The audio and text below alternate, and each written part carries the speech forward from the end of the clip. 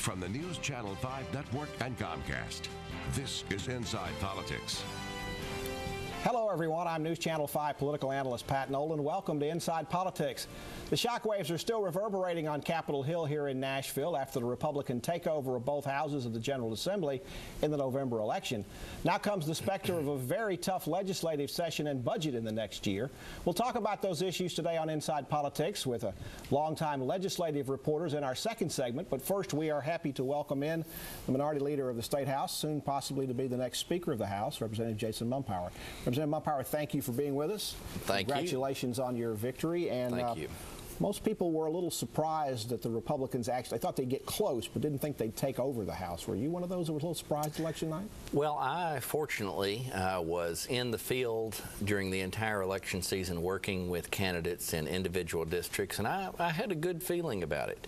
You know, I might not have put the puzzle together exactly like it came together on election night, but I knew all along we had a chance to reach 50 or more, and sure enough, the people of Tennessee have given us Republicans the opportunity for the first time in history to govern in the State House and the State Senate, and we're excited about the opportunity. After so many years, since Reconstruction, since the Republicans have controlled both houses of the General Assembly, do you feel like the party, and you in particular, perhaps as the leader of that party in the House, has to do something to sort of prove your mettle, prove you're ready for prime time after so many years of being in the backbench situation?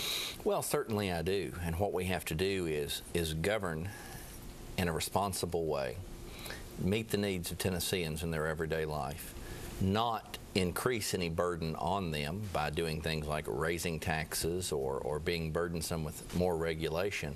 What we need to do is govern responsibly and make them proud they've given us the opportunity to lead. So what does govern responsibly mean, particularly in the specter of the governor talking about 10 and 15% budget cuts this time, the very real possibility of layoffs and other kind of service cutbacks? Republicans for years have complained the state spends too much money. I guess now you get a chance to take your hand at how much is enough and how much is too much.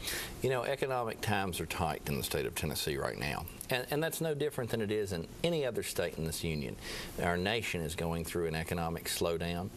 I think that Tennesseans expect their legislature to behave maybe like a Tennessee family. Sit down together, work together around a table, look at the money that's available and tighten our belt if necessary in some places, and then come up with a balanced budget that meets the needs on a priority scale. Priorities are the key word and will be the key word in this next legislative session. Get their business done in quick fashion and get home. Now, you're talking about priorities. The governor has indicated he's looking for most departments to do 10 to 15% cuts. Looks like across the board with the possible exception of K-12 education. Is that the way you would encourage a budget to be put together, sort of across the board cuts protecting education, or do you have some other ideas? Well, for a long time, for many years, K-12 education has been priority number one of the House Republicans. You know, a lot of times up on Capitol Hill, education is given lip service as a priority. We're actually going to show that it is priority number one, and we will do that, and then we will move on. And you know, across-the-board cuts are going to happen, but we want to do them responsibly. We want to do them in a fashion that we prioritize needs, and we appreciate the governor. We will appreciate the governor being willing to work with us, and we will be willing to work with him and anyone to get the job done. How do you show education as a priority and do it early in the session? Normally the budgets, and particularly for education, they aren't set till the very end of the session, and in this year that may be end of May, even into June. Well, what we want to do is put education first, and let's budget for education first. Let's show that it is a priority. The reason education has typically been budgeted for last is because people use it as a blackmail tool. We budget for everything else and then leave education for last, and then if somebody wants, say, a tax increase, they say, oh, you got to raise taxes. It's for education. Let's show that we truly prioritize education by putting education first. What about pre-K education? That's been something the governor has expanded over the last couple of years. He wasn't able to do it last year. It will be difficult, if not impossible, this year. Are you comfortable that the pre-K education program in Tennessee is at the right size, or is it one of the things you think ought to be looked at for a reduction? The priority number one, without question, is unequivocally K through 12 education. I don't think we're in a situation to grow pre-K education this year. I don't necessarily think we're going to have to reduce the size of it, but I don't see the opportunity for it to grow. Now, I'm sure you started thinking immediately about governance as soon as you realized the Republicans were going to take over, but pretty quickly after that, did you also start realizing you needed to line up votes to make sure you were going to be Speaker? Well, certainly that is important, and I'm delighted to say that House Republicans are extremely excited about the opportunity the people of Tennessee has given us, and that's the way we're looking at it. The people of Tennessee have decided who is going to rule the House of Representatives and the State Senate. And so I'm excited to say that all 50 of our House Republicans are committed, are united, have signed on to a commitment to elect a Republican Speaker of the House. And a pro tem. And a Speaker pro tem, reorganize the House officers in January.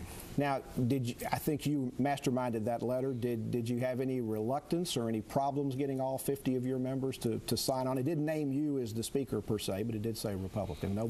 No, we had the only problem we had is people lining up to put their name on it. How quickly could we get it done? At the same time. You know, we started on a Monday, we finished on a Monday, and released it to the media on a Tuesday. So it all got done in one day. We're talking to Representative Jason Mumpower. He's probably going to be the next Speaker of the House in Tennessee come January. We'll continue our conversation with him after these messages on Inside Politics. Come back and join us.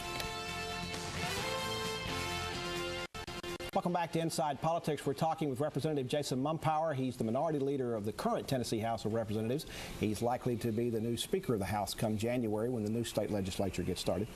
Representative Mumpower, we've talked in the first half about what a difficult financial time the state is facing. There's a law that automatically gives state lawmakers a 5% pay raise this year and also raises their per diem. Have you given any consideration to basically finding a way to repeal that as sort of a symbolic gesture by the lawmakers that they feel everybody else is paying, especially those state workers who may get laid off? Absolutely. That is something that we have talked about and we are looking into right now. You know, it's kind of something that's just written into the law that is based on state employee pay raises that have occurred previously, but we are talking about that, and that is one of the things we're looking at. Nothing is off the table. Now, the Republicans will be electing in a combined caucus with the Senate, the new Secretary of State, the new Comptroller, the new Treasurer. You're doing some things to try to broaden out that appeal. I think there's an online place people can apply and fill out an application. But bottom line, it's going to be somebody who's a long-term active Republican, right? I mean, that's really the number one and most important qualification. Well, actually, the number one qualification is that you're qualified for the job. The Office of Comptroller, the Office of State Treasurer, the Office of Secretary of State are extraordinarily important. And we want folks don't understand how important they are. We want to put out a search for the most qualified people. We want to make sure that the public is able to view the interview process and the application process.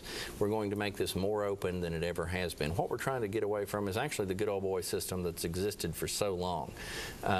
We're going to look for qualified people, and that's priority number one. As far as your appointment, assuming you're elected Speaker, how are you going to handle the appointment of committee chairs, and how do you keep everybody happy when you've got a one-seat majority up there, and you've got to keep them happy from now until the vote and then keep them happy afterwards so you can pass legislation? Well, we're seeking input from members as to what their interests are on the various committees that exist up on Capitol Hill. You know, seniority is going to play a big role in that. We have members who are seasoned and experienced in certain subject areas. And no promises made on who gets what committee chairmanship? I can say unequivocally no promises have been made. That's a little too early. It's premature for that. What we're worried about right now is just reorganizing the House, and we'll go from there. One other brief topic from the governor's budget hearings. There's some talk about changing the way we pay for road projects, maybe using some bonds for the first time. Is that something you're open to, or do you think we need to stay with the strict pay-as-you-go? You know, I like the pay-as-you-go system. Unfortunately, the cost of road building and construction has gone up so much. We may have to look at some bond issues in some cases. You know, there are communities, Pat, in this state that still don't have a four-lane highway in and out, and that's an impediment to job creation. And so what we need to do is keep up with the needs of the people. in terms of transportation, and we may have to look at some creative and different ways of doing that. Your relationship with the governor, what was it like before the election, and how has it changed since November 4th? My relationship with the governor before was warm and cordial, and after it's warm and cordial. I have talked with him, and you know, I think I have worked with the governor closely over the past few years. We sit down around a table together at least once a week, work together. We're on different sides of the political aisle, and you know, so we're going to have some disagreements sometime, but they're always friendly disagreements. We're going to have many more things that we agree on, and at the end of the day, we're all trying to do the best we can for the people that put us in these positions. The election was a couple weeks ago. The time to work together and govern is now. Representative Mumpower, thank you for coming. I hope you'll come back and join us when you're speaker. Be delighted. You invite me in, maybe bring I'll come. some of your comic book with you. Absolutely. Thank you. We'll be back.